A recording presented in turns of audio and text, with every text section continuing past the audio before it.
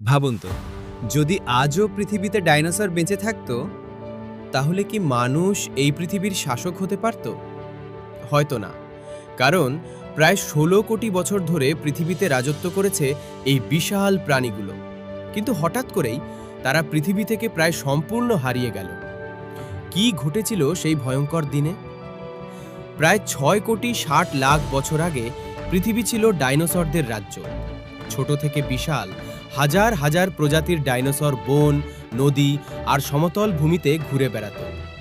T. rex ছিল সবচেয়ে ভয়ঙ্কর শিকারী, আর বিশাল লম্বা গলার সৌরপডরা শান্তভাবে গাছের পাতা খেত। মনে হচ্ছিল এদের রাজত্ব হয়তো কোনোদিনই শেষ হবে না। কিন্তু একদিন মহাকাশ থেকে ছুটে আসছিল এমন একটি বিশাল পাথর, যার ব্যাস ছিল প্রায় ১০ থেকে ১৫ কিলোমিটার।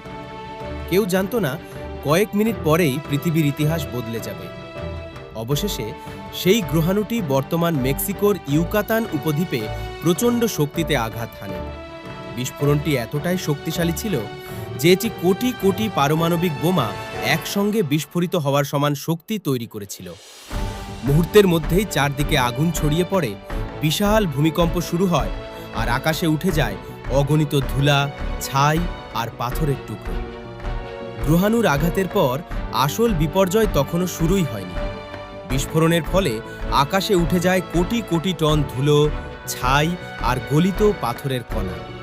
কয়েক ঘন্টার মধ্যেই পুরো পৃথিবীর আকাশ অন্ধকার হয়ে যেতে শুরু করে। সূর্যের আলো আর ঠিকমতো পৃথিবীতে পৌঁছাতে পারছিল না। দিন কেটে যায়, সপ্তাহ কেটে যায়, তারপর মাস। পৃথিবীর তাপমাত্রা দ্রুত কমতে শুরু করে। গাছপালা সূর্যের আলো না পেয়ে ধীরে ধীরে মারা যেতে থাকে। আর গাছপালা মারা যাওয়ার সঙ্গে সঙ্গেই বিশাল আগ্নেয়গিরির অগ্ন্যুৎপাতও চলছিল। এতে প্রচুর গ্যাস ও ছাই বাতাসে ছড়িয়ে পড়ে, যা পৃথিবীর জলবায়ুকে আরও অস্থিতিশীল করে তোলে। অর্থাৎ গ্রহাণুর আঘাত আর আগ্নেয়গিরির প্রভাব দুটি একসঙ্গে পরিস্থিতিকে আরও ভয়াবহ করে তুলেছিল। তাহলে কি পৃথিবীর সব প্রাণী বিলুপ্ত হয়ে গিয়েছিল? না, ছোট আকারের কিছু স্তন্যপায়ী প্রাণী, কুমির, কচ্ছপ আর পাখিদের পূর্বপুরুষরা কোনোভাবে বেঁচে যায়। কারণ তাদের অনেকেরই কম খাবারে বেঁচে থাকার ক্ষমতা ছিল, আর কেউ কেউ মাটির নিচে বা পানিতে আশ্রয় নিতে পেরেছিল। আর সবচেয়ে অবাক করা বিষয় হলো, আজকের পাখিরাই আসলে সেই প্রাচীন ডাইনোসরদের জীবিত বংশধর।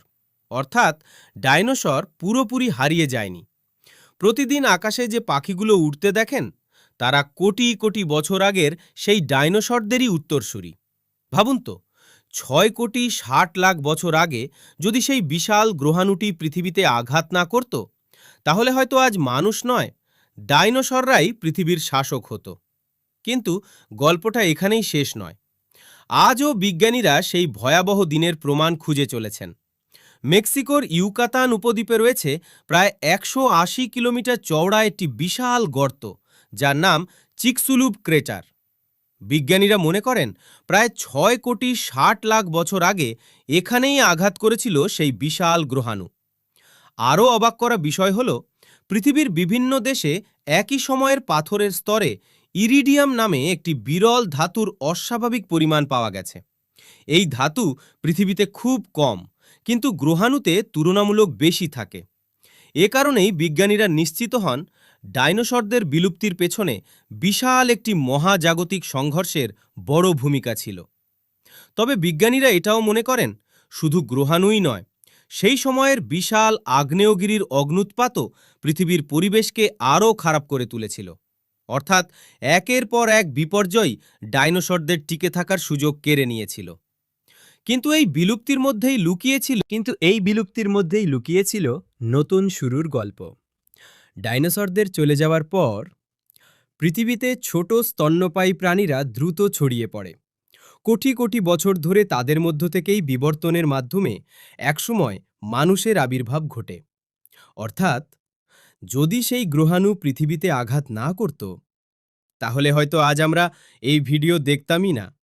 ভাবুন তো, মহাকাশ থেকে আসা মাত্র একটি গ্রহাণু শুধু ডাইনোসরদেরই নয়, পুরো পৃথিবীর ভবিষ্যৎ বদলে দিয়েছিল।